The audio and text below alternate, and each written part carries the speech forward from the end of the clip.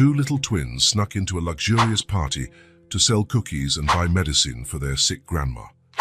But when the young billionaire notices them, he stops everything and makes an announcement that leaves everyone speechless. The sun had barely risen when two tiny figures emerged from the shadows of a worn-out building in the heart of the city. Amy and Lisa, 5-year-old identical twins with golden curls framing their angelic faces and blue eyes shining like sapphires, walked hand in hand, carrying baskets draped with colorful cloths. Their steps were light, but their hearts were heavy with a mission that seemed far too big for their small shoulders. "Amy, do you think we can do this?" Lisa whispered, squeezing her sister's hand. Amy, always the braver of the two, nodded with determination. "We have to, Lisa, for Grandma Betty." The girls cast one last glance at the apartment on the 3rd floor, where their Grandma Betty, 65, slept a restless sleep. The sweet smell of freshly baked cookies still lingered in the air, mixed with the bitter aroma of medicine and worry. As they walked through streets that were just beginning to stir, the twins recalled the events that had led them to this unlikely journey. Only a week ago, their lives were simple, filled with laughter, playtime, and the unconditional love of their Grandma Betty. Betty was more than just their guardian. She was their entire world. Since the girls' parents had left, something Betty always avoided discussing, her eyes filling with deep sadness whenever it came up, she had become mother, father, and grandmother to Amy and Lisa. With hands wrinkled by time yet gentle and skillful, Betty fed them, clothed them, and above all filled their lives with love. The small apartment they called home was a cozy haven, always perfumed by the aroma of freshly baked cookies. Betty was famous throughout the neighborhood for her secret recipes, passed down from generation to generation. "The secret," she would always say with a mischievous smile, "is adding a pinch of love to every batch." The twins had grown up watching Betty work her magic in the tiny kitchen, turning simple ingredients into treats that lit up people's eyes with joy. It was natural, then, that when Betty started coughing and could no longer get out of bed with her usual energy, Amy and Lisa took over the kitchen. In the beginning, it was just a game. The girls wore aprons far too big for their small bodies, climbed onto stools to reach the counter, and tongues sticking out in concentration, tried to recreate Betty's recipes. The first results were disastrous. Burnt cookies, sticky dough, and a kitchen that looked like it had been hit by a flour tornado. But Betty, even while sick, encouraged them with kind words and whispered tips from her bedroom. "More love, my little ones, always more love." Over time, the twins' skills improved. Neighbors, who initially bought the cookies out of pity for the poor little orphans with their sick grandmother, soon found themselves addicted to the girls' creations. Amy and Lisa established a routine. In the morning, they helped Betty with her medicine and care. In the afternoon, they baked cookies. And on weekends, they set up a small makeshift stand on the sidewalk in front of their building. The twins' cookie business became a local attraction. People lined up to buy the twins' delights, as the cookies came to be known. Amy and Lisa took turns. While one handled sales with an adorable smile, the other ran upstairs to check on Betty and bring down fresh cookies. For a while, it seemed everything would be fine. The cookie money helped pay for Betty's medicine, and the girls dreamed of the day they could take Grandma to a picnic in the park, like in the old days. But then, on a sunny afternoon that started like any other, the twins' world fell apart. Amy was in the kitchen, putting a new batch of chocolate cookies in the oven, when she heard a sound that froze her blood. It was a sound she and Lisa feared more than anything else in the world: Betty's cough. It wasn't the usual cough, the one they had grown accustomed to hearing over the past few weeks. It was something different, deeper, more desperate. Amy dropped everything and ran to the bedroom, Lisa right behind her, abandoning her post at the cookie stand outside. What they saw left them paralyzed with fear. Betty was sitting up in bed, her frail body shaking violently with each cough. Her face, normally rosy and full of life, was pale and contorted in pain. But what scared the girls most was the color red. Red on Betty's lips. red on the handkerchief she held to her mouth, red dripping from her trembling fingers. "Grandma!" they shouted in unison, running to the bed. Betty tried to smile, but another coughing fit stopped her. The girls, tears in their eyes, did what they could. Amy ran to get water while Lisa held her grandmother's hand, whispering words of comfort she herself barely believed. It was Lisa who had the presence of mind to call for help. With shaky hands, she picked up the old phone on the nightstand and dialed the number Betty had made them memorize for emergencies. What followed was a blur of sirens, paramedics rushing in, and Betty being carried away on a stretcher, looking smaller and more fragile than the girls had ever seen her. Amy and Lisa, holding hands, followed the ambulance to the hospital in a taxi, their eyes wide with fear and confusion. At the hospital, the hours dragged on like years. The twins, sitting in chairs too big for them in the waiting room, watched doctors and nurses come and go, each unfamiliar face increasing their anxiety. They clung to each other, their young minds struggling to grasp the seriousness of the situation. Finally, a man in a white coat with a serious expression approached them. Introducing himself as Dr. Smith, he knelt in front of the girls, his eyes kind but worried. "Amy, Lisa," he began, his voice gentle, "your grandma is very sick. She needs special treatment to get better." The twins nodded, their wide blue eyes fixed on the doctor. "But she'll be okay, right?" Amy asked, her voice trembling slightly. Dr. Smith hesitated, and in that moment of silence, the girls felt the weight of the world crash down on their small shoulders. "She can get better, yes," he finally said, "but the treatment she needs is very expensive." "How much?" Lisa whispered, squeezing her sister's hand. $50,000, the doctor replied, reluctance clear in his voice. For Amy and Lisa, $50,000 was an incomprehensible sum. It was more money than they had ever seen or imagined in their short lives. It was a number that made their stomachs drop and their hopes waver. That night, back in the silent apartment devoid of Betty's comforting presence, the twins sat on their grandma's bed, huddled together, lost in thought. The familiar scent of Betty on the pillow was both a comfort and a painful reminder of all that was at stake. "What are we going to do, Amy?" Lisa asked, her voice small in the darkness of the room. Amy, always the leader, the protector, felt the weight of responsibility like never before. She looked out the window at the city lights twinkling like distant stars. Then her eyes fell on a colorful poster stuck to a lamppost across the street. Even from a distance, the gold letters shone. "Annual Grand Ball at the Anderson Mansion tonight." Suddenly, a crazy, risky, but hopeful idea sprang to Amy's mind. "Lisa," she exclaimed, turning to her sister with shining eyes, "what if we sell our cookies at the Anderson party? There must be lots of rich people there. Maybe we can get the money for Grandma Betty." Lisa's eyes widened, a mixture of fear and excitement on her face. "But Amy, how are we going to get in? It's a fancy party." "I don't know yet," Amy admitted, "but we have to try, for Grandma." The plan was bold, almost impossible for two 5-year-old girls. But at that moment, with despair fueling their courage, it seemed like their only hope. The following hours were a whirlwind of activity. The twins worked tirelessly in the kitchen, mixing, baking, decorating. They used every bit of flour, every pinch of sugar they found in the cupboards.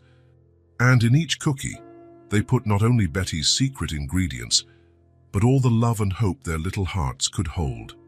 When the sun began to rise, painting the sky in shades of pink and gold, Amy and Lisa were exhausted but determined. Dozens of perfect cookies were piled in baskets, ready to be sold. The girls looked at each other, their faces smudged with flour and chocolate, but their eyes shining with purpose. "Let's get ready," Amy said, leading the way to the small wardrobe they shared. They put on their best dresses, last year's Christmas gifts, already a bit short and worn but still pretty.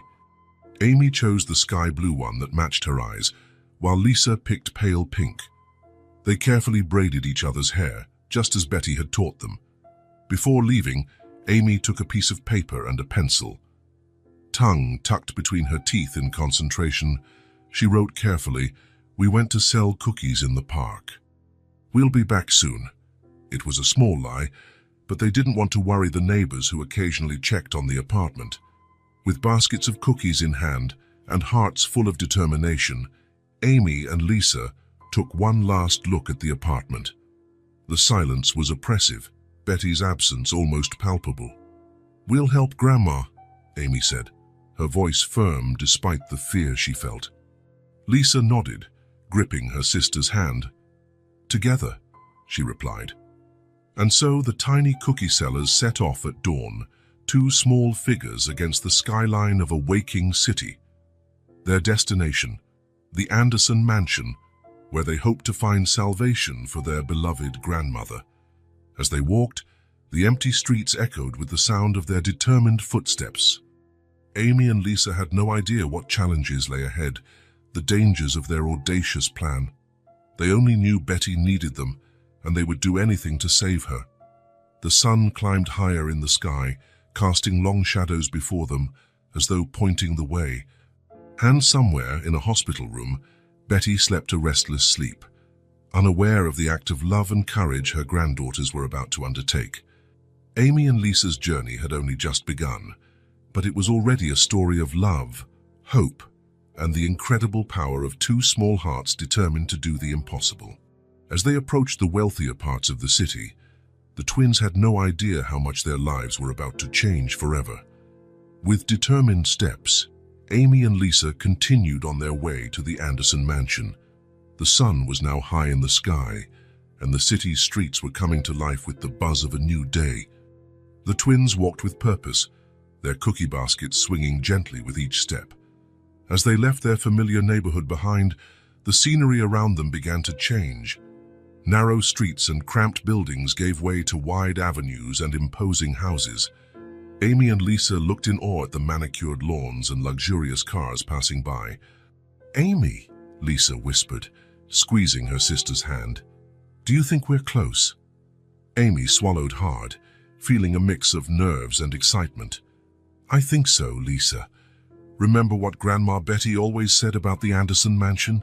That it was so big it looked like a fairy tale castle." Amy's words had barely left her lips when, rounding a corner, they saw it. The Anderson Mansion rose majestically at the end of the street, its tall spires and gleaming windows seeming to challenge the very sky. The ornate iron gate, formidable and embellished, looked like an impenetrable barrier for the tiny cookie sellers. For a moment, the twins stopped, intimidated by the grandeur before them. The reality of their bold plan finally hit them with full force. They were just two 5-year-old girls, alone in a world of adults, trying to do the impossible. Lisa looked at Amy, her blue eyes filled with doubt. "What if we can't get in?" Amy took a deep breath, summoning all the courage she had. She thought of Betty, alone in a hospital room, needing them. "We'll make it, Lisa. We have to, for Grandma." With renewed determination, the twins approached the gate. They could hear the distant sound of music and laughter coming from the mansion. The party had already started. Standing in front of the gate, Amy and Lisa looked at each other one last time. In that glance, they shared all the love, fear, and hope they felt. Then, with trembling hands, Amy reached out and pressed the doorbell. The sound echoed, seeming to resonate not just through the property, but through the girls' hearts. There was no turning back now. Their fate, and Betty's, depended on what happened next. As they waited, the twins clung to each other's hands, their cookie baskets fragile shields against the unknown world that lay ahead. The future was uncertain, but one thing was clear. Amy and Lisa were ready to face any challenge that came their way, together, for the love of their grandma.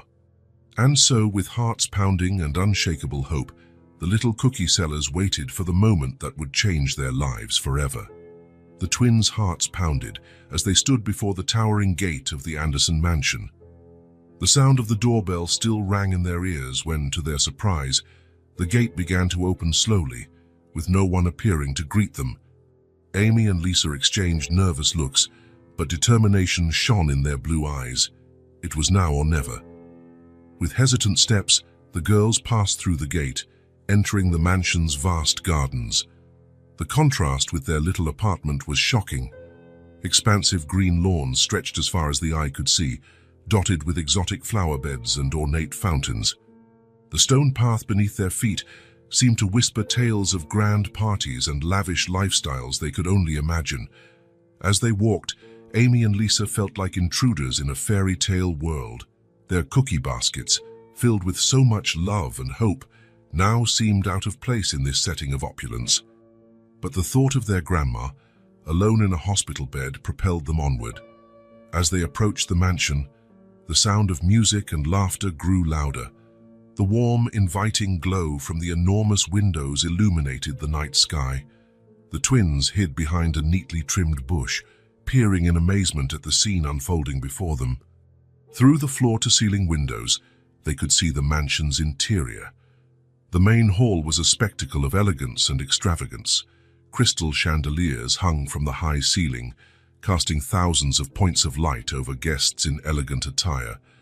Women in evening gowns glided across the marble floor, their diamond necklaces sparkling with every movement. Men in impeccable suits stood in groups, champagne glasses in hand. "Amy," Lisa whispered, her eyes wide with awe. "How are we going to get in there? We don't belong in this place." Amy swallowed hard, feeling the weight of responsibility. She knew Lisa was right, but she also knew they couldn't give up now. "Let's go around," she decided, pulling her sister by the hand. There must be a back entrance. The twins circled around the mansion, staying in the shadows to avoid being seen.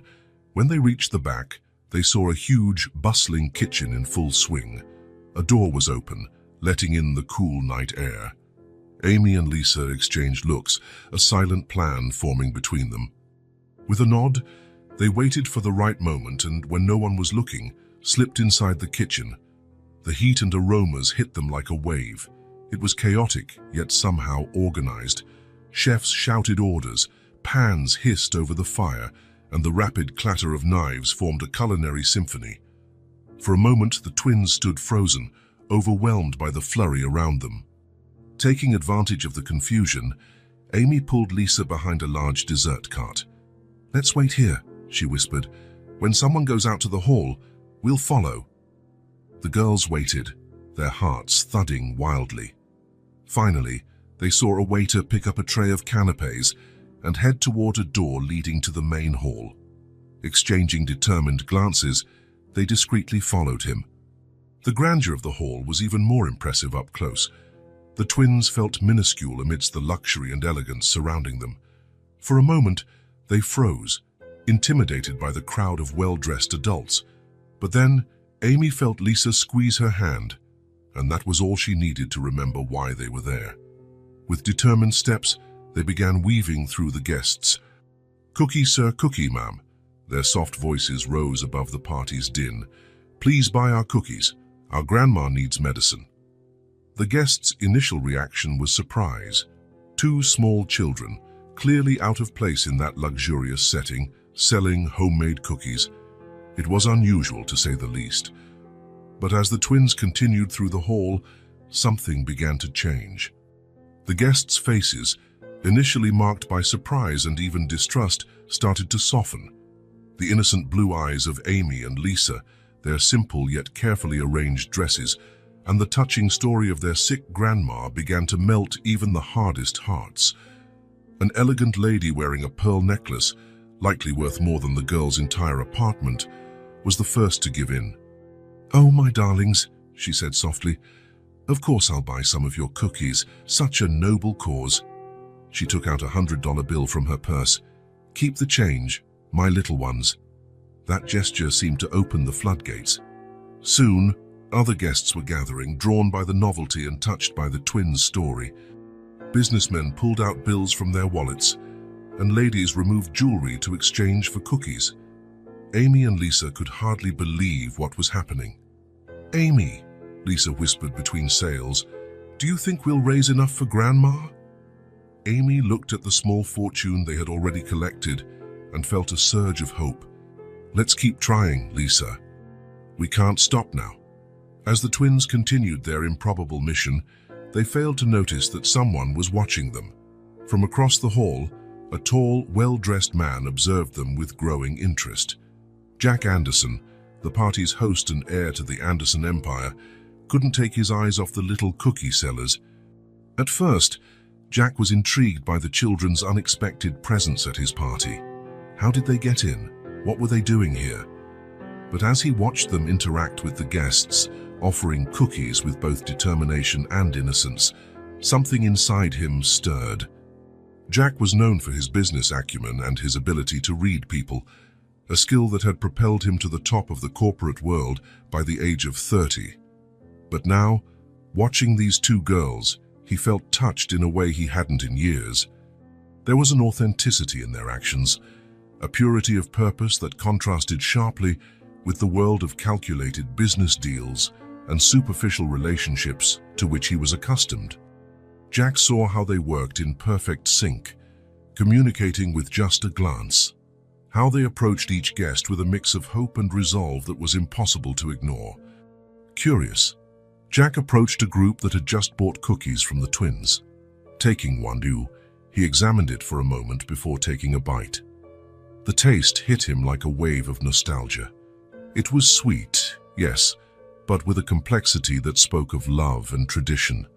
For a moment, Jack was transported back to his own childhood, to moments in the mansion's kitchen he had long forgotten. Memories flooded his mind, the smell of cookies baking, the sound of laughter in the kitchen, the taste of love in every bite. For a brief instant, Jack was no longer the powerful businessman. He was a little boy who used to hide in the kitchen, begging for just one more cookie.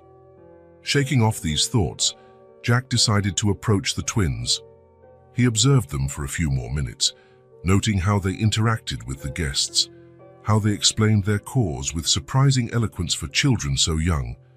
"Hello, girls," he said softly, kneeling down to their eye level. "Are you enjoying the party?" Amy and Lisa turned, surprised to see the elegant man speaking to them. There was something in his eyes, a kindness that made them feel a little less out of place. "Yes, sir," Amy replied, as usual taking on the role of spokesperson. "It's a very beautiful party," Jack smiled. "Thank you. I'm Jack Anderson, the host. May I ask what brings two young ladies like you to my party?" The twins exchanged a quick glance before Lisa answered. "We're selling cookies, Mr. Anderson.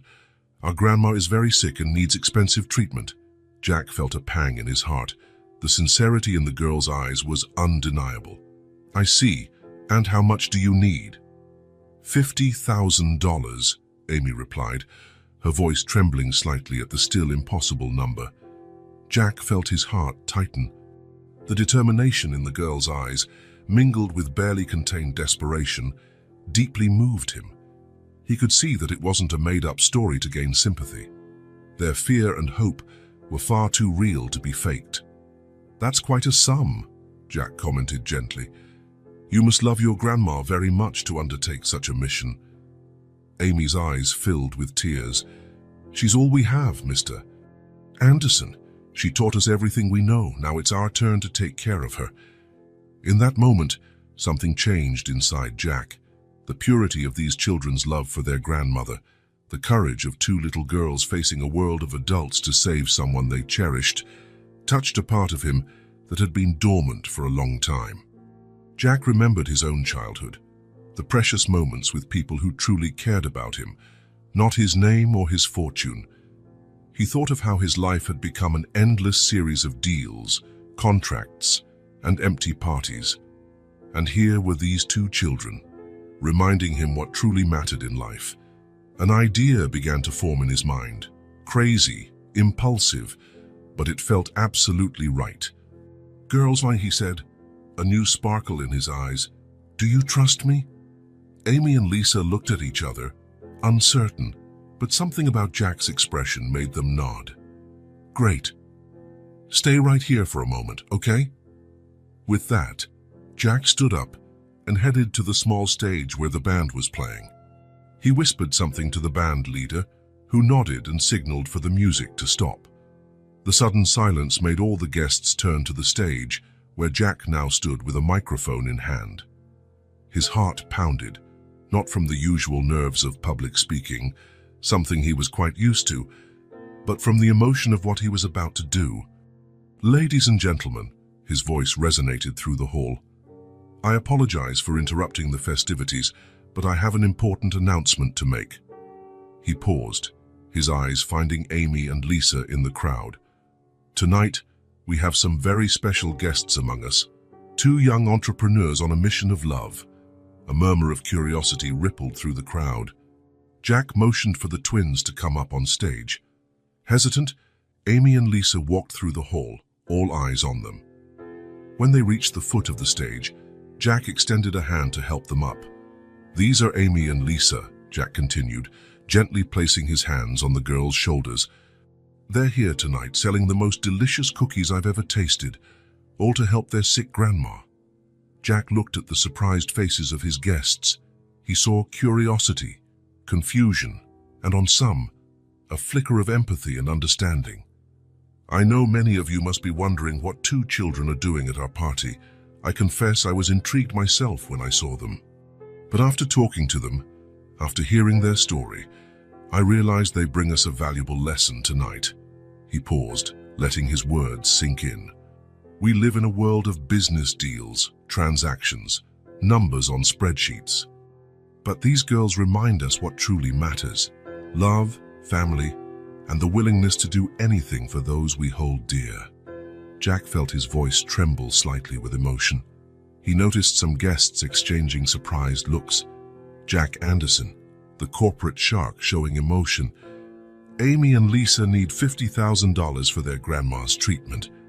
For many of us here, that amount wouldn't significantly change our lives, but for them and for their grandmother, it means everything." He glanced at the girls, seeing the mix of hope and fear in their eyes. "Ladies and gentlemen, I propose we turn this party into something more meaningful. Let's have a charity auction." A ripple of excitement passed through the crowd. Jack smiled, sensing he had captured everyone's attention. "Each cookie will be auctioned individually, and to make things even more interesting, I promise to personally match each winning bid. All the money raised will go directly to their grandma's treatment." Amy and Lisa looked at Jack with a mix of shock and gratitude. They could hardly believe what was happening. What had begun as a desperate, improbable mission was suddenly turning into something much bigger.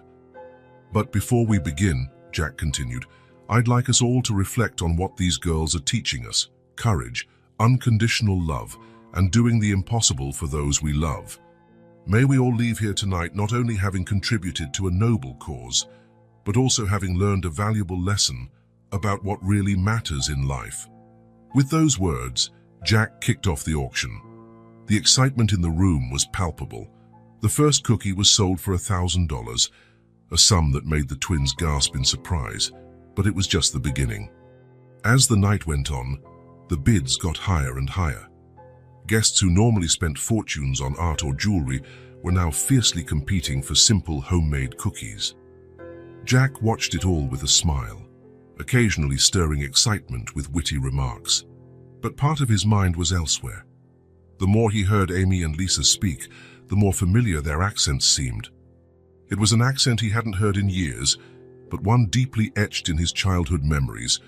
Flashbacks of the old kitchen in the mansion began surfacing in his mind, the smell of cinnamon and vanilla in the air, the sound of a warm laugh, the taste of freshly baked cookies, and a voice that hummed softly as she worked, with the same accent he now heard.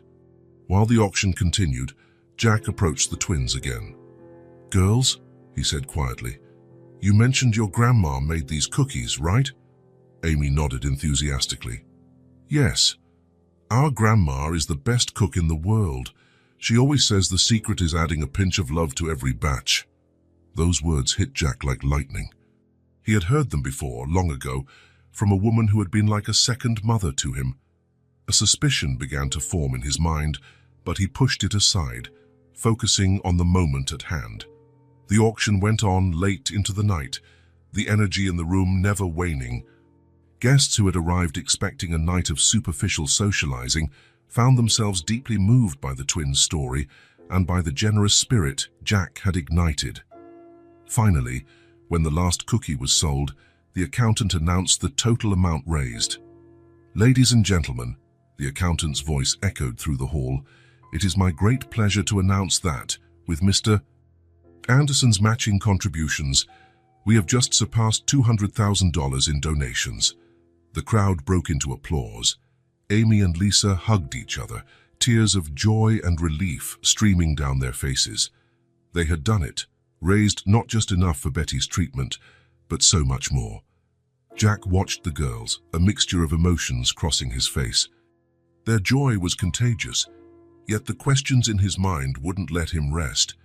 There was something more to this story, something he needed to find out. Resolute, Jack approached the twins again.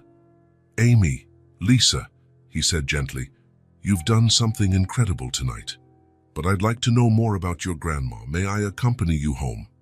I'd like to meet her in person." The girls exchanged surprised looks, but gratitude shone in their eyes. "Sure, Mr. Anderson," Amy replied. "Grandma will be so happy." While the party continued around them, Jack made quick arrangements for someone to take over his hosting duties. He had a mystery to solve, a story to uncover. Something told him this journey was only just beginning. Leaving the mansion with Amy and Lisa, Jack felt a mix of emotions he hadn't felt in years. Excitement, nervousness, and a strange sense that he was about to rediscover a part of himself he had long forgotten. The twins, exhausted but glowing, walked beside him, their small hands holding his. The contrast between their lives could not have been more stark. But at that moment, united by an act of generosity and by the mystery that lay ahead, they were simply three people embarking on a journey into the unknown. As they left the illuminated mansion behind, Jack looked up at the starry sky, sensing that his life was about to change in unimaginable ways. The auction had been just the beginning. The real challenge, the real adventure was only just beginning. And so, under the cover of night, the billionaire and the two little cookie sellers departed, leaving behind a transformed party and heading toward an uncertain but hope-filled future. Night had long since fallen when the taxi finally stopped in front of a modest building on the outskirts of the city. Jack Anderson, still dressed in his elegant party suit, looked out of place against the backdrop of narrow streets and run-down buildings. Amy and Lisa, tired but with bright, excited eyes, jumped out as soon as the car stopped. "This is it, Mr. Anderson," Amy exclaimed, pointing to the brick building with a facade that had seen better days. Jack paid the driver, giving him a generous tip that made the man widen his eyes in surprise. As the taxi drove away, Jack found himself standing on the cracked sidewalk, staring at the building that held a mystery. He could not wait to unravel. The twins led him through the dimly lit entrance and up the creaking stairs. The contrast with the luxurious mansion they had left behind could not have been more striking. Each step seemed to carry Jack further from his opulent world and closer to a reality he had long forgotten. On the third floor, Amy pulled a key out of the pocket of her worn dress and opened the door to a small apartment. The smell of cookies still hung in the air, now mingled with the odor of medicine and something else, something familiar that Jack couldn't quite identify. "Grandma," Lisa called softly, "we're home. And we brought a visitor." A faint sound came from one of the rooms, and the girls guided Jack there. That was when he saw her, and the world seemed to stop for a moment. Lying in a simple bed, covered with a threadbare but clean quilt, was Betty. Her face was pale and lined with fatigue, but her eyes, the eyes Jack remembered so well from his childhood, still sparkled with an inner strength that even illness couldn't dim. For a moment, no one moved. The air in the little room seemed charged with electricity, with unspoken memories and long-buried emotions. "Jack," Betty's voice was barely a whisper, but it carried a blend of surprise, fear, and something that sounded almost like hope. Jack felt his legs weaken. He leaned against the wall, his eyes never leaving Betty's face. "Yes, Betty, it's me." The twins looked from one to the other, confusion evident on their small faces. "Grandma," Amy asked hesitantly, "do you know Mr. Anderson?" Betty tried to sit up, but a coughing fit stopped her. Jack instinctively moved to help, supporting her back and adjusting the pillows.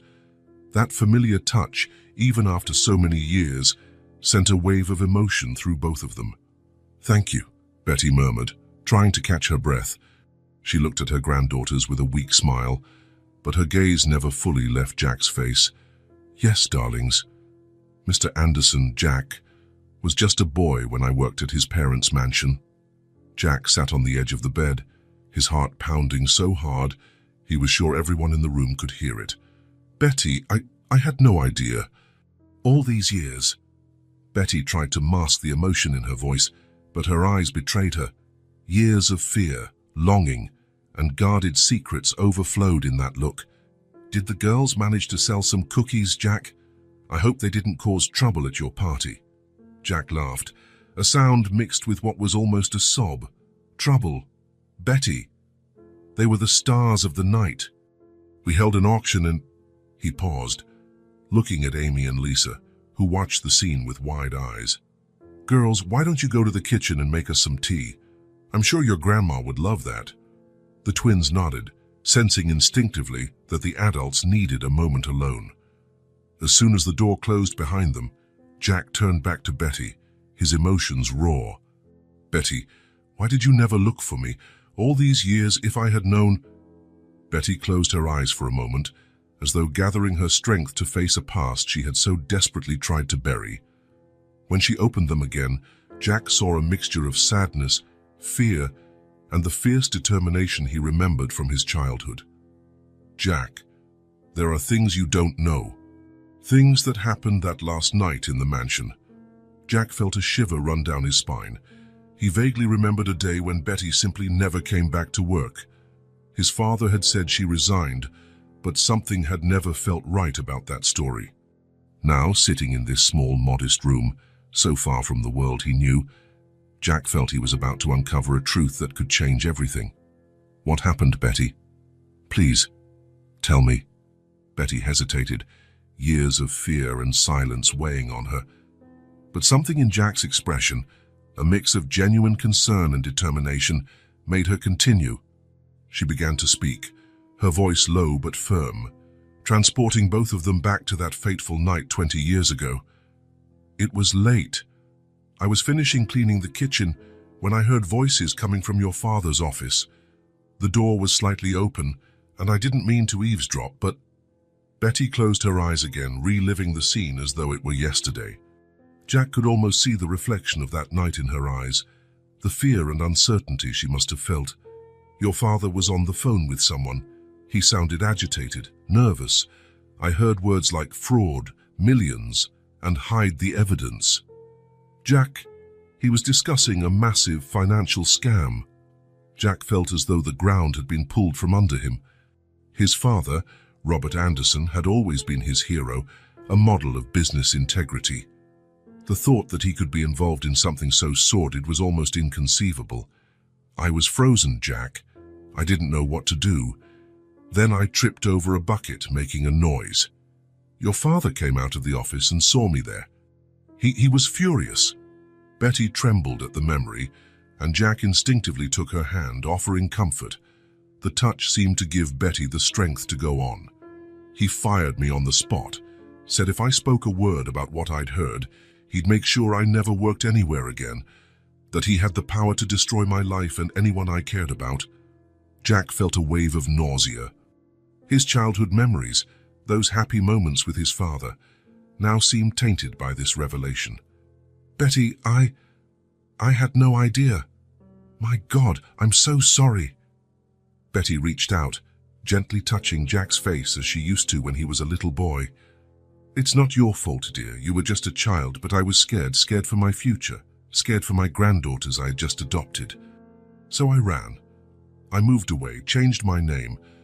I lived all these years afraid he would find me." Jack held Betty's trembling hand, looking around the small room at the few belongings and photos of the twins at various ages.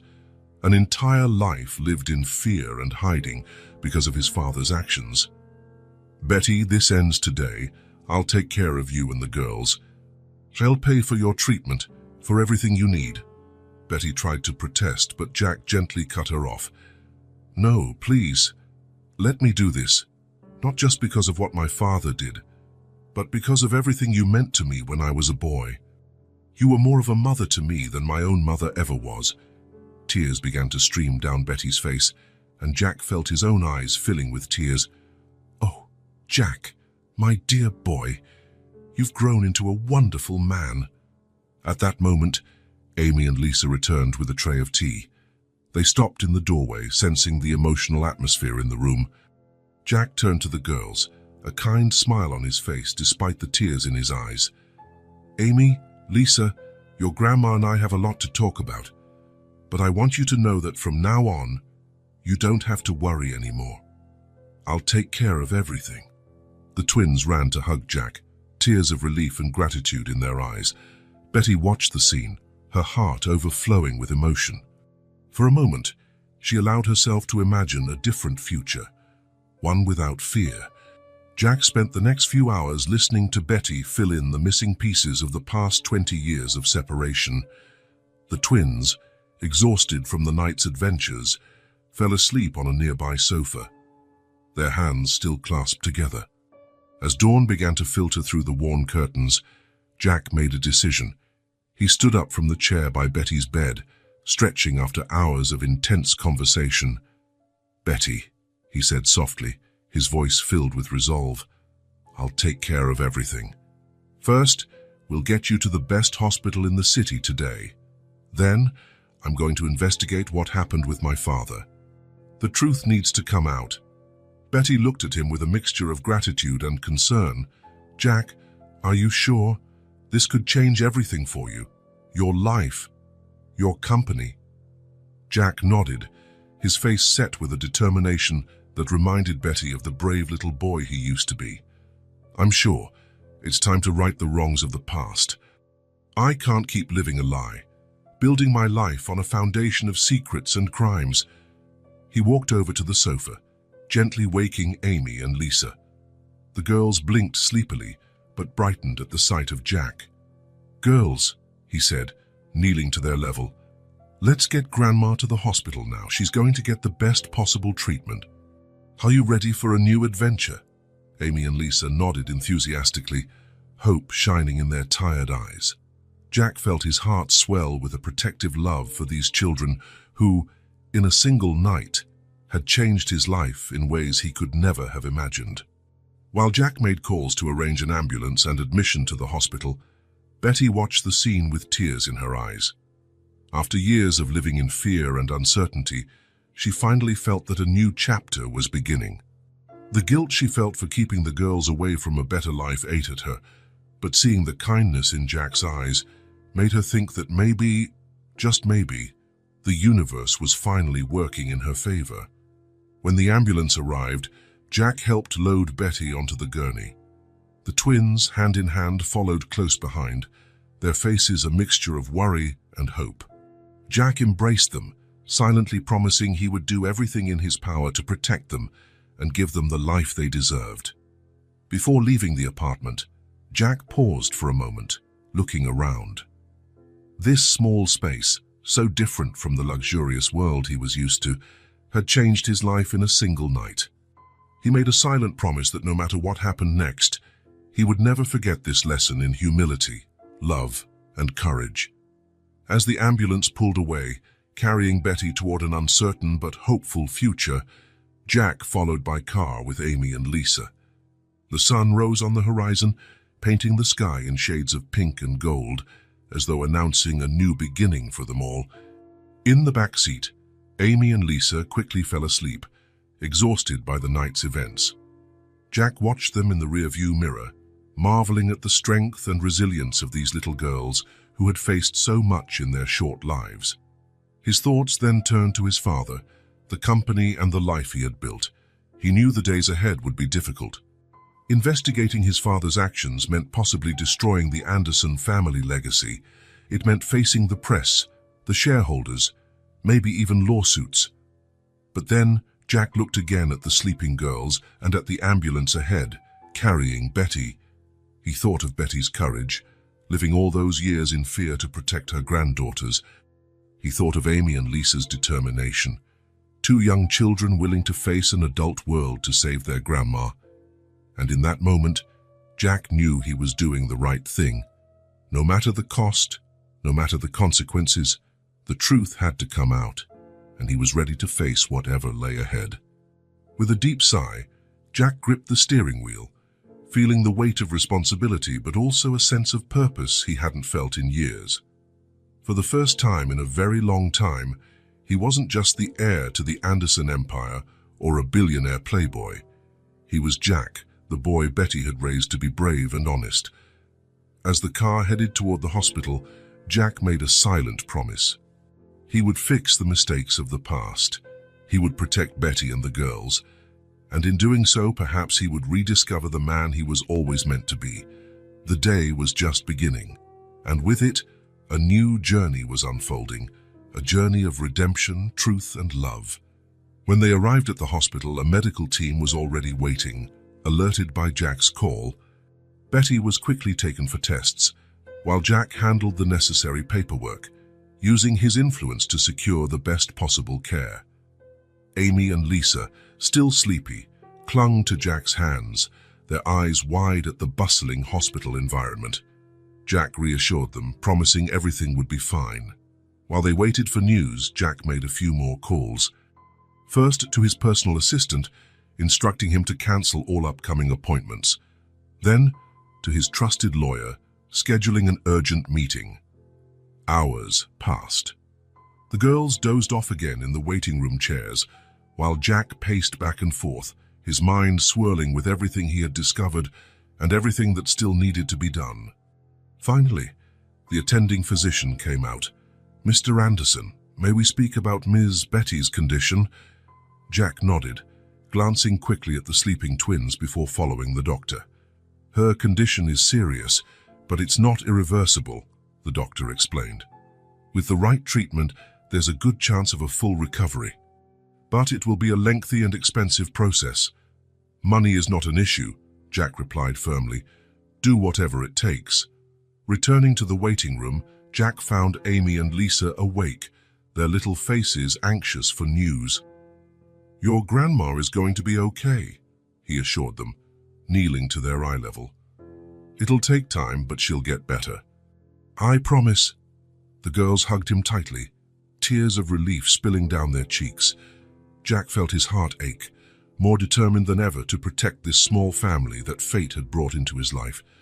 As the sun set on what had been one of the longest, most transformative days of Jack's life, he stared out of the hospital window at the city sprawling below.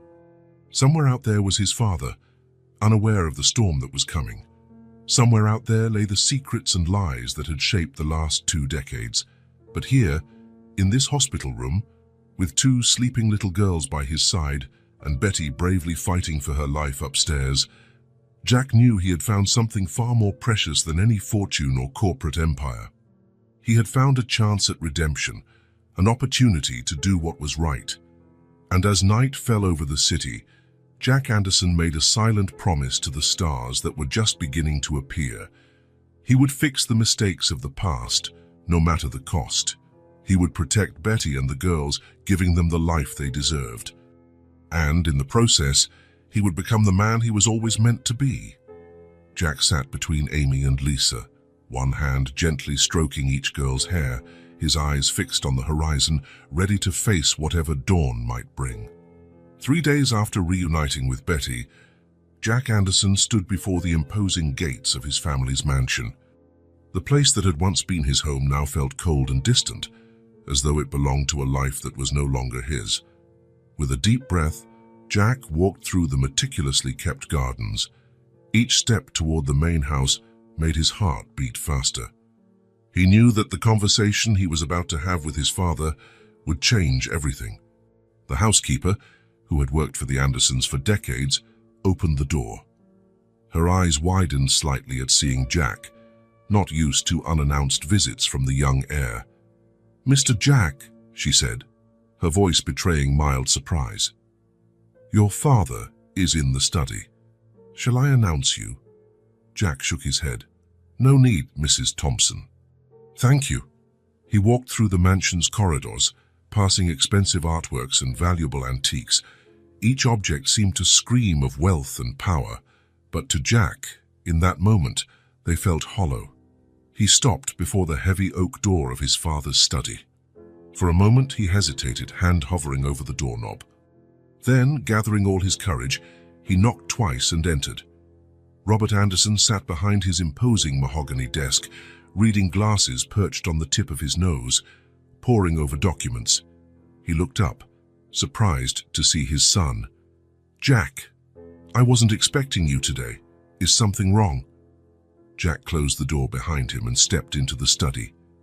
"Yes, Dad. Something has happened. Something we should have talked about a long time ago." Robert removed his glasses, frowning at his son's serious tone. "What are you talking about?" Jack sat in the chair across from the desk, meeting his father's gaze. "I'm talking about Betty, about the night you fired her, about the fraud scheme she overheard by accident." Robert's face went visibly pale. For a moment, he looked much older and more tired than the powerful businessman the world knew. How did you find out about that?" "I found Betty," Jack replied, his voice resolute. "She told me everything." Robert stood up abruptly, walking to the window overlooking the gardens. He stood there for a few moments, hands clasped behind his back, before turning to face his son again. "Jack, you have to understand, business sometimes requires tough decisions. What Betty heard, what I did, it was to protect our family, our company." Jack felt a surge of disappointment and anger rise within him. "Protect? Dad, you threatened an innocent woman. You forced her to live in fear for 2 decades. Robert tried to argue, his voice taking on the persuasive tone he used in important negotiations. "Son, the business world is complex. Sometimes, for the greater good, we have to do things that aren't conventional." "Conventional?" Jack nearly shouted, standing up. "Fraud isn't unconventional, Dad. It's a crime." The two men stared at each other, tension thick in the air. Robert seemed to be fighting internally, decades of justifications and rationalizations crumbling in the face of the obvious disappointment in his son's eyes. "You don't understand, Jack," Robert said, his voice lower now. "I built all this from nothing. When the opportunity came to expand to secure our future, I couldn't pass it up." Jack shook his head, incredulous. "At the cost of integrity, honesty, the values you always taught me to respect." Jack's words seemed to strike Robert like a blow. He staggered slightly, leaning on the desk. For the first time, Jack saw something he never imagined he would see on his father's face: shame. I'm sorry, Jack," Robert murmured, his voice breaking. "I truly am." To Jack's shock, tears began to roll down his father's cheeks. Robert Anderson, the business titan, the man Jack had always viewed as unshakable, was crying. "I never wanted things to go this far," Robert went on, sinking into his chair. "In the beginning, it was just a small misstep, but then it got bigger and bigger. And before I knew it, I was trapped in a web of lies I couldn't escape."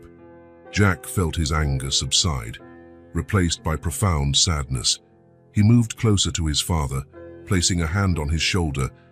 "Dad, it's not too late to do the right thing." Robert looked up, meeting his son's gaze. "How, Jack? How can I fix this after all this time?" "Start by telling me everything," Jack replied, sitting down again. "The entire scheme, every detail." In the hours that followed, Robert confessed everything. The fraud scheme that began as minor accounting manipulation and grew into a multi-million-dollar operation. The bribes, offshore accounts, and forged documents. Jack listened in silence, his heart heavy with each new revelation. By the time Robert finished, the sun was setting, casting long shadows across the study. The man before Jack was no longer the confident, powerful father he had always known. He was a broken man, consumed by guilt and regret. "I messed it all up, didn't I?" Robert asked, his voice barely above a whisper. Jack took a deep breath before responding. "Yes, Dad, you did, but there's still a chance to set things right." Robert nodded slowly, You're right. And I know what I have to do. He straightened in his chair, a spark of his old determination returning to his eyes. I'm handing over the company to you, Jack. You've always been better than me, more principled. You can clear Anderson Corp's name. Jack was surprised by the offer. Dad, are you sure? Absolutely, Robert replied. It's time for me to retire, to face the consequences of my actions. And he hesitated for a moment. I want to provide generous compensation to Betty and her granddaughters. It's the least I can do after everything I've caused. Jack felt a mix of emotions, relief that his father was finally doing the right thing, apprehension over the uncertain road ahead, and a strange sense of pride that Robert was taking responsibility for his mistakes. I accept the responsibility, Dad, Jack said, his voice firm. But it won't be easy. We'll have to be transparent, face potential lawsuits, rebuild shareholders and the public's trust. Robert nodded. I know, and I'll stand by you throughout the process, ready to face the consequences of my actions. In the days that followed, events unfolded rapidly. Robert Anderson called a press conference, publicly announcing his retirement for personal reasons and a desire to spend more time with family. He introduced Jack as Anderson Corp's new CEO, praising his integrity and vision for the future. Behind the scenes, Jack worked tirelessly with a team of lawyers and accountants to fully uncover the fraud scheme and prepare for the inevitable investigations. He also made sure a generous financial settlement was directed to Betty and the twins, ensuring they would never have to worry about money again. When Jack officially took control of Anderson Corp, he did so with a mix of determination and humility. In his first speech as CEO, he promised a new era of transparency and integrity for the company. Anderson Corp was built on hard work and innovation, he told the employees gathered, but we also carry mistakes from the past. Today, I commit to correcting those mistakes, rebuilding trust, and leading this company with honesty and ethics. It won't be an easy journey, but together, we can make Anderson Corp a beacon of integrity in business. As Jack left the podium, under cautious yet hopeful applause from employees, he knew the road ahead would be challenging. But when he thought of Betty, of Amy and Lisa, and the remorseful, proud look in his father's eyes, Jack felt that, for the first time in a long while, he was on the right path. Jack was in his new office, gazing out the window at the city below. In his hands was an old photo, him as a child with Betty in the mansion's kitchen, both smiling as they baked cookies. Jack smiled at the picture, determined to honor the past and build a better future. The Anderson family's journey to redemption was just beginning. Memorial Hospital, known for its excellent medical care, was bustling when Jack Anderson arrived, carrying a bouquet of colorful flowers. He greeted the nurses by name as he headed to Betty's room, a routine that had become familiar over the past few weeks. Upon entering the room, Jack found Betty sitting up in bed, looking better than she had in days. Her face, previously pale and tired, now had a slight flush, and her eyes shone with renewed energy. "Jack!" Betty exclaimed, her face lighting up with a smile. "It's so good to see you." Jack placed the flowers in a vase beside the bed and sat in the nearby chair. "How are you feeling today, Betty?" "Better every day," she replied, adjusting herself in bed. "The doctors say the treatment is going well, but tell me, how are things at the company?" Jack smiled, admiring Betty's strength and concern, even in her situation. "Things are in transition," he answered, choosing his words carefully. "We're implementing a lot of ethical reforms. It's not easy, but it's necessary." Over the past few weeks, Jack had thrown himself into overhauling Anderson Corp. He hired a team of experts in corporate ethics and compliance, and together, they were reviewing every aspect of the company's operations.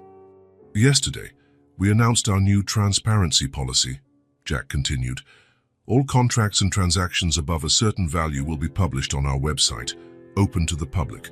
Some shareholders aren't happy, but most understand it's the only way forward." Betty nodded, pride in her eyes. "You're doing the right thing, Jack. It can't be easy." "It's not," Jack admitted. But surprisingly, My father has been a big help. Since his public retirement, Robert Anderson had devoted himself to advising Jack during the transition. His decades of business experience, combined with genuine remorse, had proven invaluable. He's walked me through each department, Jack explained, pointing out problem areas, suggesting improvements. It's like he's trying to fix every mistake he's ever made. Betty was silent for a moment, taking in the information. He's changed a lot, hasn't he? Jack nodded. Yes, he has. In fact, he hesitated, not wanting to stress Betty. He mentioned he'd like to come visit you if you're okay with that. Betty looked surprised but not upset by the idea. I think I'd like that, she finally said. Before they could continue talking, there was a knock on the door. Amy and Lisa entered, still wearing their new Oakwood elementary uniforms. "Grandma!" they shouted in unison, rushing to hug Betty. Jack watched with a smile. After the charity auction, he had insisted on enrolling the twins in Oakwood Elementary, one of the best schools in the city. Initially, Betty had resisted, worried about the drastic change for the girls, but Jack convinced her it was the best path for their future. "How was school today?" Betty asked, embracing her granddaughters. "It was amazing," Amy exclaimed. "We had a science class and did a volcano experiment. And in art class, we painted with watercolors," Lisa added. "The teacher said my painting was really good." As the girls excitedly recounted their day, Jack couldn't help but notice how they seemed to be flourishing. The fear and worry that once shadowed their eyes had given way to genuine childhood joy. After a few minutes, a nurse came in to check Betty's vitals. Jack took the opportunity to say goodbye. "I have to get back to the office," he said, standing up. "We have an important meeting about the company's new core values." Betty nodded understandingly. "Go on, dear. And thank you for everything." Jack leaned down to kiss Betty on the forehead and hugged the twins before leaving. In the hospital corridor, he paused, taking a deep breath. The gratitude in Betty's eyes and the girls' happiness were a constant reminder of why he was working so hard to change things. Back at Anderson Corp, Jack entered the packed conference room. Executives, managers, and representatives from various departments were gathered to discuss and finalize the company's new core values. "Ladies and gentlemen," Jack began, taking his place at the head of the table, "we're here today to redefine who we are as a company. This isn't just about pretty words on a plaque. It's a genuine commitment to ethics, transparency, and social responsibility." In the hours that followed, the group debated each point. Jack insisted on values like integrity over profit and transparency in all operations. Some of the older executives resisted, arguing that such policies could hurt the company's competitiveness. But Jack stood his ground. "I understand your concerns, Weiss," he said at a crucial moment in the discussion, "but we can't operate the old way anymore. The cost, not just financially, but morally, is too great. We'll prove that it's possible to be both successful and ethical." By the end of the meeting, a new set of corporate values was approved. Jack knew implementing them would be a challenge, but he was determined to make Anderson Corp a role model for ethical business. Meanwhile, at Memorial Hospital, Robert Anderson hesitated outside Betty's room. He had rehearsed this moment in his mind countless times, but now that he was there, the words seemed to escape him. Finally, summoning courage, he knocked softly and stepped inside. Betty was alone, reading a book. She looked up, and for a moment, both were silent, the weight of 2 decades of secrets and fear lingering between them. "Betty," Robert began, his voice trembling. I came to ask for your forgiveness." Betty set aside her book, watching the man before her. The powerful Robert Anderson she once knew seemed to have vanished, replaced by someone older, more humble. "Please sit down, Robert," she said gently. Robert sat, his hands fidgeting in his lap. "What I did to you, the fear I caused, it's unforgivable. But I need you to know how sorry I am. Every day since then has been torment." Betty listened in silence as Robert poured out his guilt, confessing the burden he had carried for years and the emptiness he felt even at the height of his corporate success. "I understand if you can't forgive me," he concluded, tears in his eyes. "But I want you to know I'll do everything in my power to make it right, for you and for the girls." Betty remained silent for a long moment. When she finally spoke, her voice was gentle but firm. "Robert, forgiveness isn't something given easily. What you did affected not just me, but also my granddaughters. It will take time for those wounds to heal." Robert nodded, accepting her words. "But," Betty went on, "the fact that you're here, admitting your mistakes and trying to make things right, that's a start. I can't promise immediate forgiveness, but I'm willing to give us a chance to maybe start over." Betty's words, though not a complete absolution, gave Robert a glimmer of hope. He knew he had a long road ahead, but he was determined to prove, through actions, that his remorse was genuine. As the sun set over the city, a feeling of change was in the air. At the hospital, Betty rested, reflecting on the unexpected visit from Robert. At Oakwood Elementary, Amy and Lisa stayed for after-school activities, making new friends and discovering new talents. At Anderson Corp, Jack worked late, determined to turn the company into a shining example of ethical business. A new phase had begun for them all. The path ahead would be challenging, full of obstacles and difficult moments, but there was also hope, the promise of redemption, and the chance to build something better from the ruins of the past. As night fell over the city, each of them, Betty, Robert, Jack, Amy, and Lisa, looked to the future with a mix of apprehension and optimism. The winds of change were blowing, bringing with them the promise of brighter days to come. Morning dawned clear and full of promise as Betty was finally discharged from Memorial Hospital. After months of intensive treatment, she was ready to go home, healthier and stronger than she'd been in years. Jack, Amy, and Lisa waited eagerly at the hospital entrance, wide smiles on their faces. "Grandma!" the twins shouted in unison, running to hug Betty as she appeared in the doorway, pushed in a wheelchair by a nurse. Betty laughed, her eyes shining with tears of joy as she embraced her granddaughters. "My darlings, I missed you so much." Jack approached, bending down to give Betty a gentle kiss on the cheek. "Welcome back, Betty. We're all so happy to have you home again." The ride back to the apartment was filled with lively conversation and laughter. The twins couldn't stop talking about school, their new friends, and all the things they wanted to show their grandma. Betty listened with a smile, her heart overflowing with love and gratitude. When they arrived home, Betty was surprised to see that the apartment had been completely renovated. The old furniture had been replaced with new, comfortable pieces, the walls painted with cheerful colors, and the kitchen equipped with modern appliances. "Jack," Betty whispered, moved. "You didn't have to do all this." Jack smiled, placing a gentle hand on Betty's shoulder. "Actually, it wasn't me. It was my father's idea." Betty looked surprised by the revelation. Since Robert's visit at the hospital, they had spoken briefly on the phone, but the relationship was still fragile, weighed down by the past. Before Betty could fully process this information, there was a knock on the door. Jack opened it, revealing Robert Anderson, looking nervous and holding a large box. "May I come in?" he asked hesitantly. Betty nodded, still somewhat dazed. Robert entered, placing the box on the kitchen table.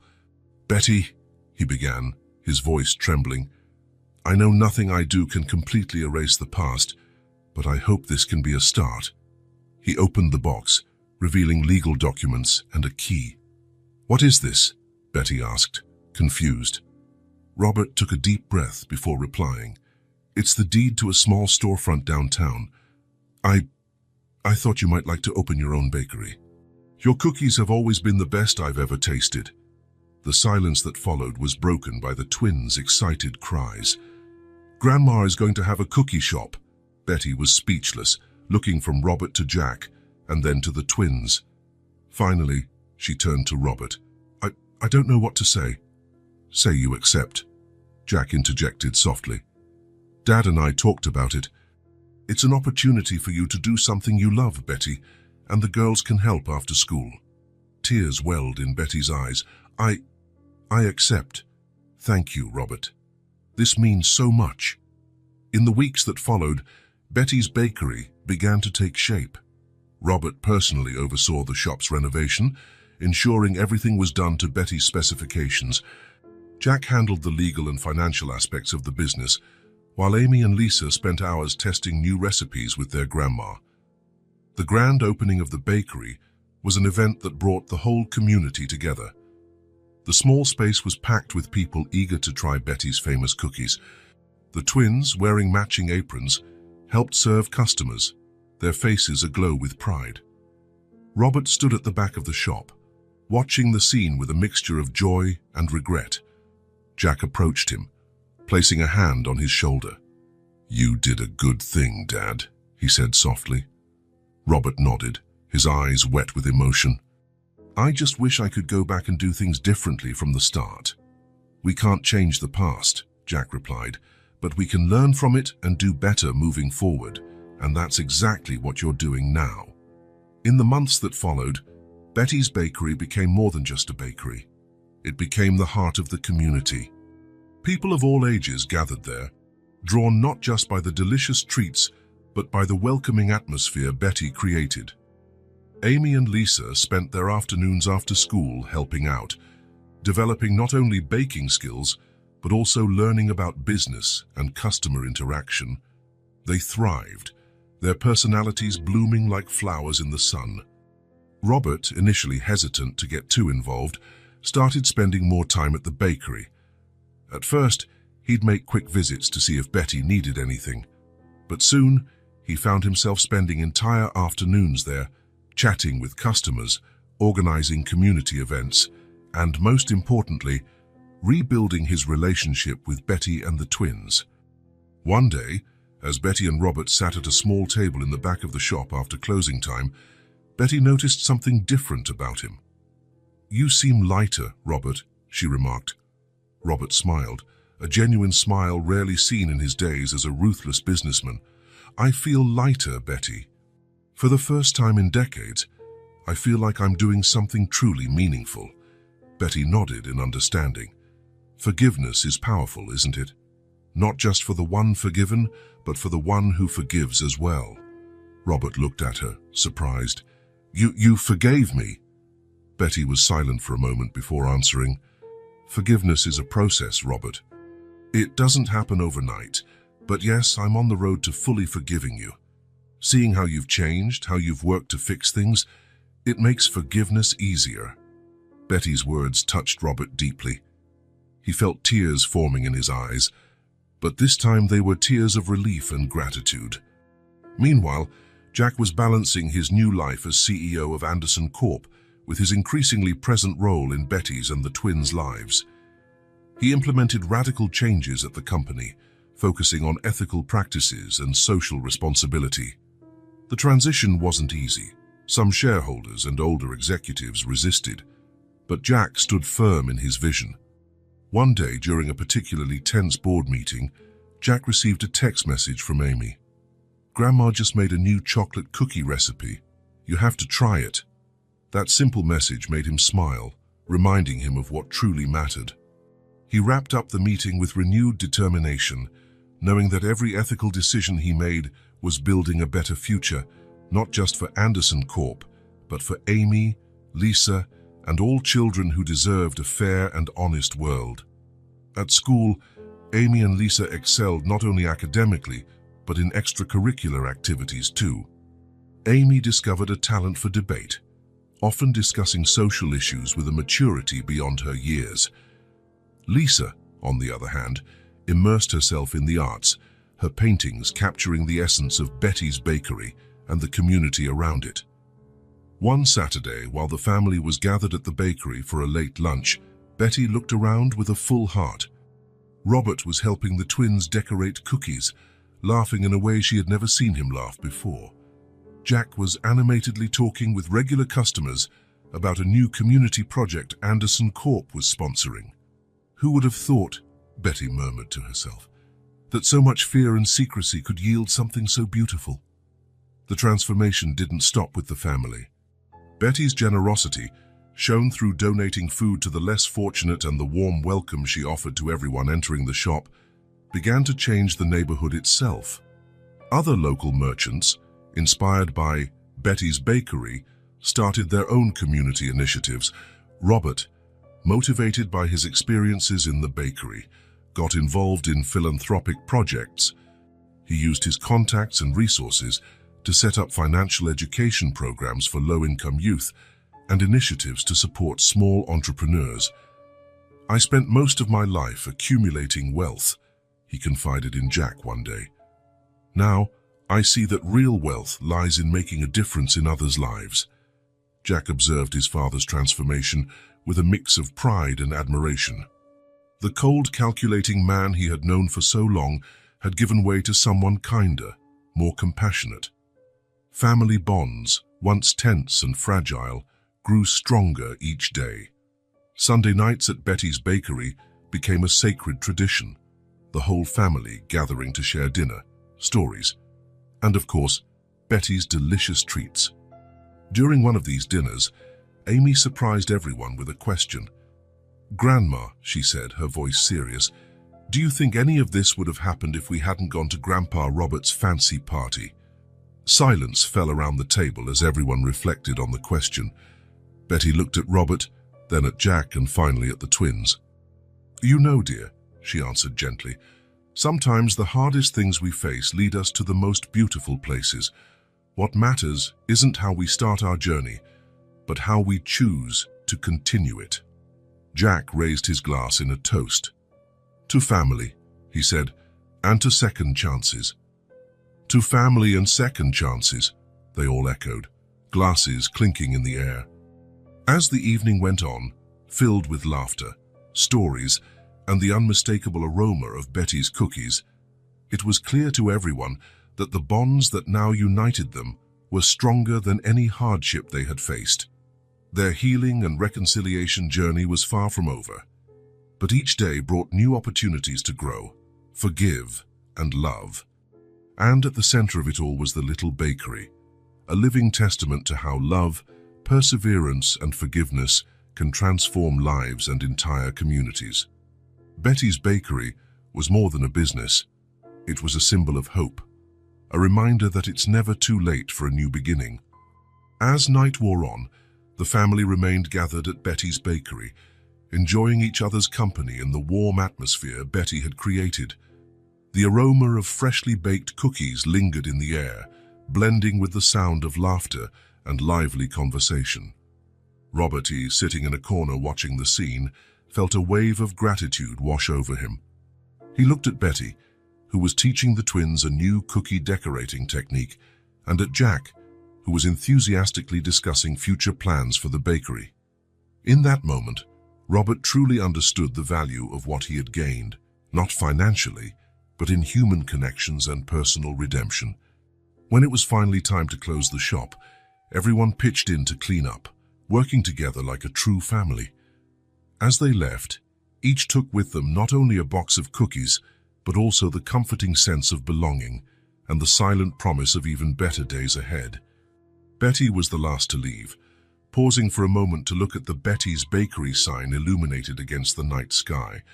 With a serene smile, she locked the door, knowing that tomorrow would bring a new day filled with possibility, love, and of course, more delicious cookies to share with her newly discovered family and community. Anderson Corp was undergoing a remarkable transformation under Jack's leadership. The introduction of new ethical policies, which had initially caused unease among some shareholders, was beginning to yield surprising results. One sunny morning, Jack entered his office, eager to review the latest financial reports. Opening the file on his computer, a smile spread across his face. The projections were better than he'd hoped. "Sarah," he called to his assistant over the intercom, "could you please schedule a board meeting for this afternoon? We have good news to share." As he prepared for the meeting, Jack reflected on the past months. The shift to more ethical practices had not been easy.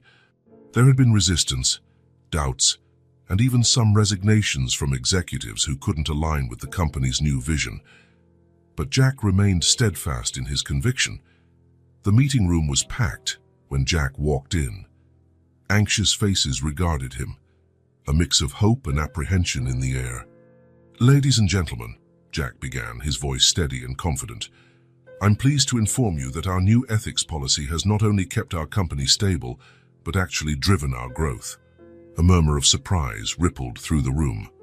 Jack continued, presenting charts and figures showing a significant increase in investor confidence, an improvement in the company's reputation, and consequently, growth in sales and partnerships.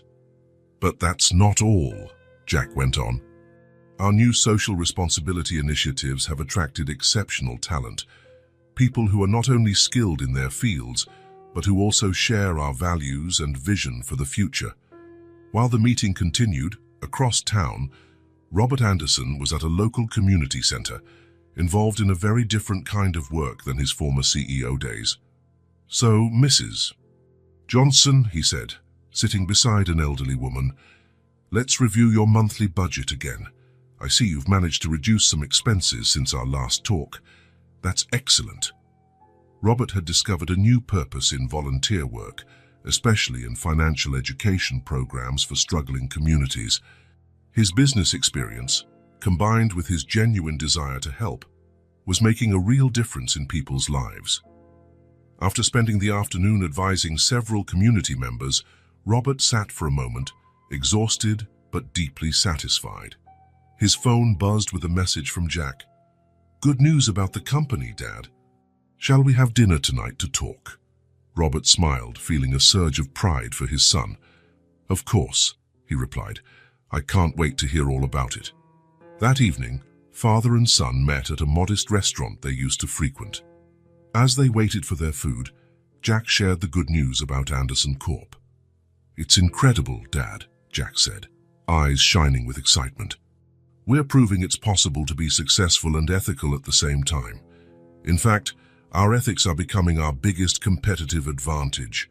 Robert listened attentively, feeling both proud and regretful. "You're doing a fantastic job, son. Better than I ever did."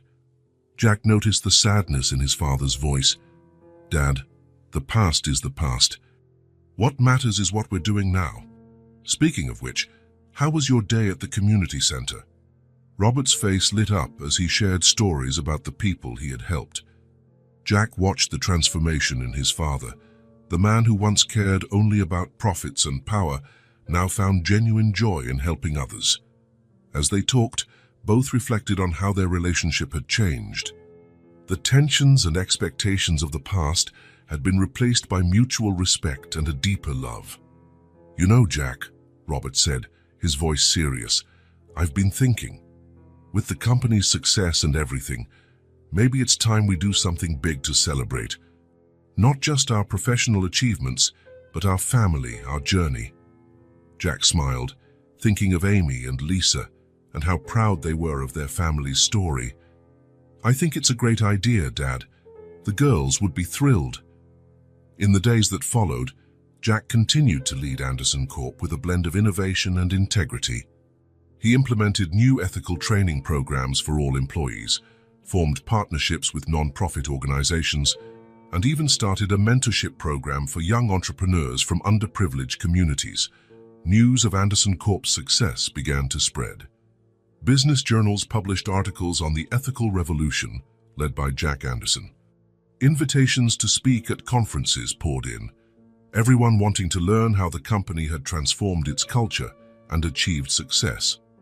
At one of these conferences, a young entrepreneur approached Jack after his speech. "Mr. Anderson," the young man said, eyes shining with admiration, "your story, the story of your company, is so inspiring. How did you find the courage to make such drastic changes?" Jack pondered for a moment, recalling two small girls selling cookies at a lavish party. "Sometimes," he replied with a smile, "the inspiration to do what's right comes from the most unexpected places. The important thing is recognizing it when it appears and having the courage to act." Meanwhile, Robert carried on with his work at the community center.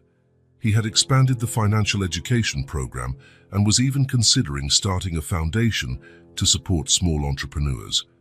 One day, as he walked down the hallway of the center, Robert overheard two women talking. "Did you see that article about Anderson Corp?" one asked. "It's amazing how they've changed. My son got an internship there, and he says it's the best work environment he's ever seen."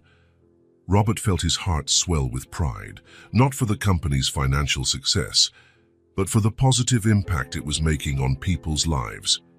As days passed, the idea of a grand family celebration began to take shape. Jack and Robert worked together on the plans, deciding it would not just be a party, but a chance to gather friends, employees, and community members who had been part of their journey. One night, as they finalized the celebration details, Jack looked at his father and saw tears in his eyes. "Dad, are you okay?"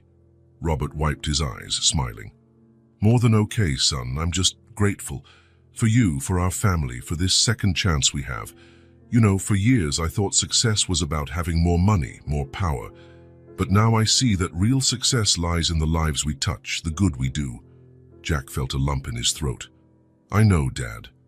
I feel the same." In that moment, father and son shared an embrace, years of tension and misunderstanding finally dissolving, replaced by mutual love and respect. As the date of the celebration drew near, anticipation filled the air. Anderson Corp was thriving, not just financially, but as a positive force in the community. Robert had found new purpose in his life, and the Anderson family, once torn apart by secrets and ambition, was now more united than ever. Love and forgiveness had become the core values that defined the Andersons, not just in their personal lives, but in how they did business, treated others, and saw the world. As Jack got ready for bed on the eve of the big celebration, he reflected on the incredible journey his family had taken. From an empire built on secrets and greed, they had created something truly special, a company that made a difference, a united family bound by love, and a legacy they could be proud of. Smiling, Jack drifted off to sleep, eager for tomorrow and the new horizons awaiting the Anderson family. 1 year had passed since that fateful night when two little girls sneaked into a luxurious party, setting off a chain of events that would forever change the lives of the Anderson family. Now, the Anderson mansion was once again filled with guests, but the atmosphere couldn't have been more different. Colorful balloons decorated the vast garden, tables draped in white cloth held floral centerpieces, and the air was filled with laughter and excited chatter. In the center of it all, a large banner proclaimed, "Happy birthday, Amy and Lisa." The twins, now turning 6, ran back and forth in festive party dresses fluttering in the breeze, greeting guests with radiant smiles. Betty, appearing years younger and full of life, watched them proudly, tears of happiness shining in her eyes. Jack T, wearing a casual suit, chatted animatedly with a group of executives and business partners. His face showed a blend of professional pride and personal joy as he shared the latest ethical initiatives at Anderson Corp. "Our mentorship program for young entrepreneurs in struggling communities is already showing incredible results," he explained. "We're not just nurturing talent, but creating real social change."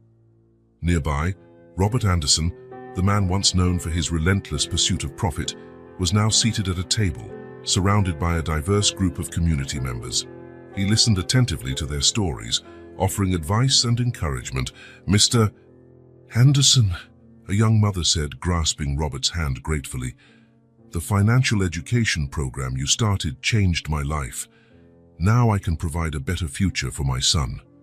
Robert smiled, feeling a wave of emotion unlike anything he'd experienced during his years as a corporate magnate. "The pleasure is all mine," he replied softly.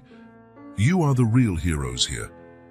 In the center of the garden, a large table displayed an impressive assortment of cookies and treats from Betty's bakery. The delicious aroma drew guests of all ages, each eager to sample Betty's famous creations. Amy and Lisa, proud of their grandma and the bakery's success, guided guests around the table, explaining each flavor with childlike excitement. "This is Grandma's chocolate cookie with walnuts," Lisa told a group of wide-eyed children. "It's Uncle Jack's favorite." Amy pointed to a special cookie in the center of the table. It was bigger than the others, decorated with colorful icing forming a heart.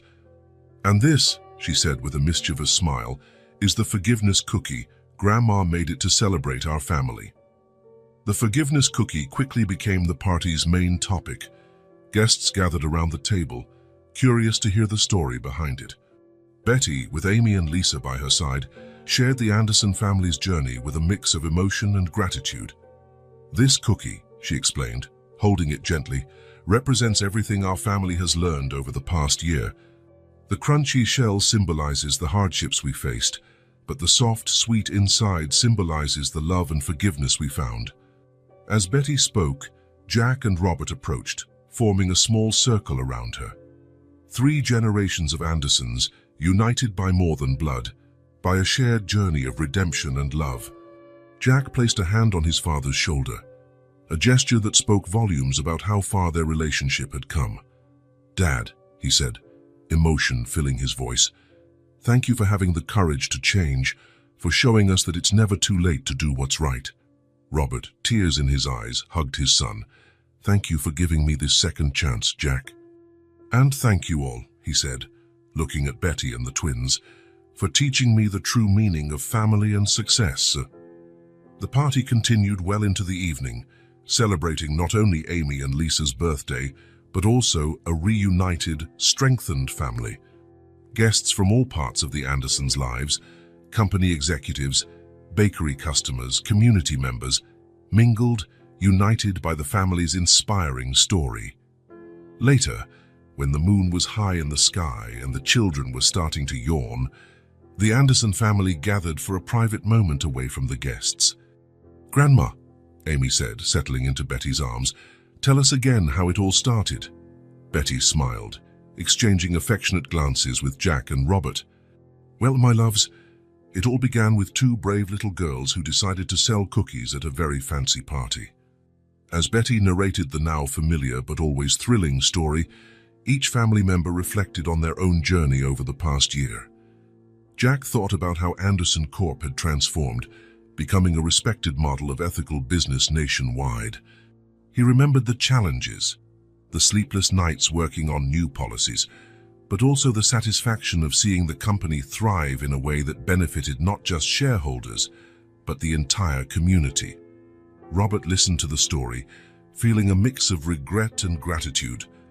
The man he had been a year ago seemed a stranger now. Through his volunteer work and reconnection with the family, he had found a purpose and a happiness no material wealth could ever provide. Betty, surrounded by her family, could hardly believe the transformation in her life. From living in fear and hiding, she was now a successful business owner, respected and loved in her community. Her bakery wasn't just a business, it was a symbol of hope and second chances. Amy and Lisa, though too young to fully grasp the scale of events, felt the love and unity that now pervaded their family. They had grown not only in age, but in understanding and compassion. When Betty finished the story, there was a moment of contemplative silence. Finally, Jack spoke, his voice gentle yet firm. "You know," he began, looking at each family member in turn, "a year ago, I thought I knew all about success and family. But you taught me that real success is in the bonds we form, the lives we touch." Robert nodded, adding, "And that it's never too late to change, to do what's right. Every day is a new opportunity to be better." Betty smiled, taking the twins' hands. "And most importantly, we learned that love and forgiveness are the most powerful forces there are. They can heal wounds, tear down walls, and bring hearts together." Amy and Lisa, though tired, gave wide smiles. "And cookies can change the world," Amy added, making everyone laugh. As the night drew to a close and the last guests said their farewells, the Anderson family remained together, gazing at the stars. The future, once uncertain and bleak, now shone with promise and possibility. Jack knew Anderson Corp would continue to grow and make a difference in both the business world and beyond. Robert looked forward to expanding his community programs, touching even more lives. Betty planned to open a second branch of Betty's Bakery, spreading her message of love and forgiveness to an even wider audience. And Amy and Lisa, the little catalysts for all this change, were just beginning their journey, with a bright future ahead of them, nurtured by the love and support of their newly reformed family. As they prepared to head home, each family member carried not only memories of a wonderful night, but also the certainty that, together, they could face any challenge the future might bring. The forgiveness cookie, now a cherished symbol of the Andersons' journey, remained at the center of the table. A sweet, tangible reminder that love, honesty, and the courage to change can truly transform lives. And so, with hearts full and spirits high, the Anderson family welcomed the next chapter of their story, eager for the new adventures, challenges, and moments of joy that lay ahead. The future had never looked so bright or so sweet,